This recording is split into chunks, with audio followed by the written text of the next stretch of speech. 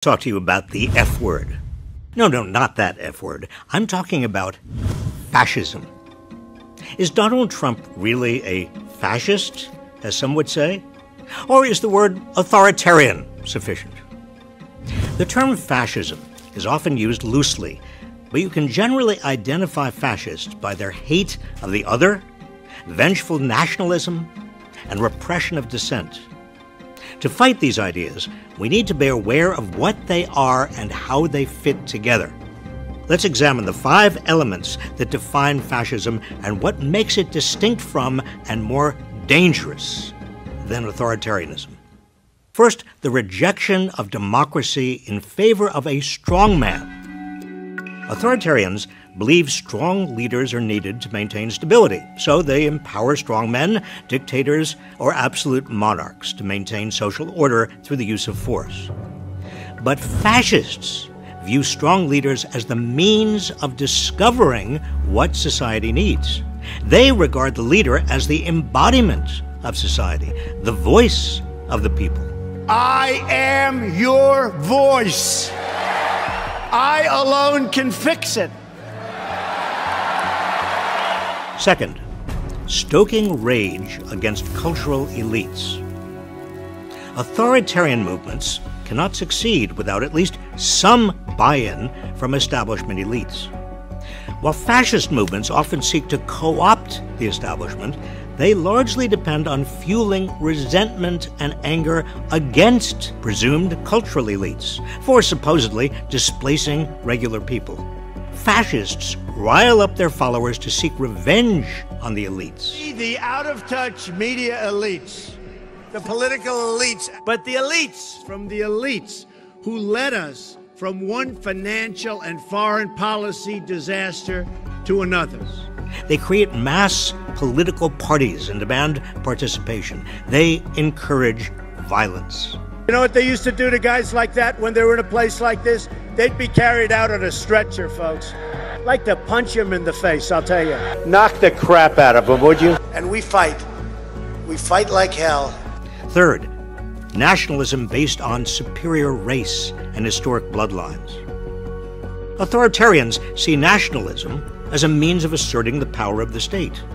For fascists, the state embodies what is considered a superior group based on race, religion, and historic bloodlines. To fascists, the state is a means of asserting that superiority.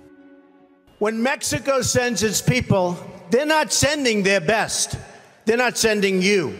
They're not sending you. Fascists worry about disloyalty and replacement by groups that don't share the same race or bloodlines.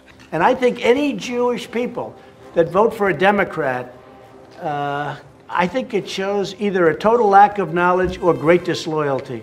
Fascists encourage their followers to scapegoat, expel, and sometimes even kill such others. Fourth, extolling brute strength and heroic warriors.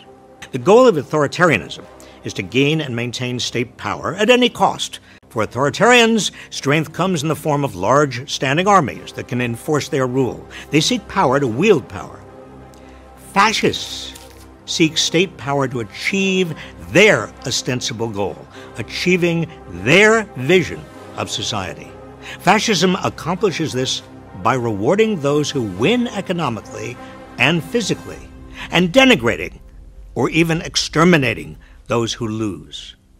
Fascism depends on organized bullying, a form of social Darwinism.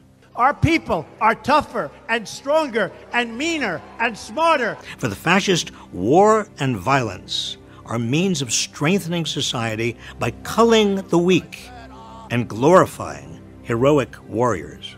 I am your warrior. I am your justice. I am your retribution. I am your retribution.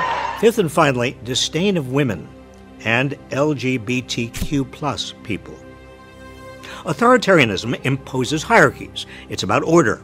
Fascism's idea of order is organized around a particular hierarchy of male dominance. The fascist heroic warrior is male. Women are relegated to subservient roles. In fascism, anything that challenges the traditional heroic male roles of protector, provider, and controller of the family is considered a threat to the social order. Fascism seeks to eliminate homosexuals, non-binary, transgender, and queer people because they are thought to challenge or weaken the heroic male warrior.